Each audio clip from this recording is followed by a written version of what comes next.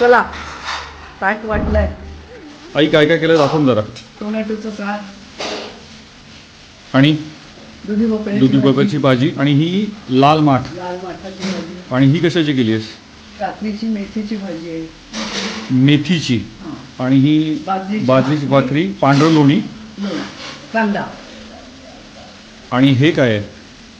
ही माझी शिळी भाकरी आहे, ताक भाकरी ताक भाकरी. कालवलेली.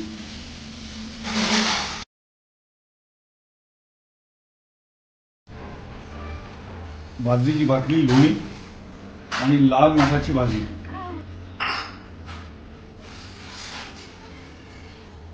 मस्त आहे. असं म्हणतात माणसाचा स्वभाव जेवणावरती अवलंबून असतो. सात्विक जेवण जेवलं की स्वभाव पण सात्विक होतो.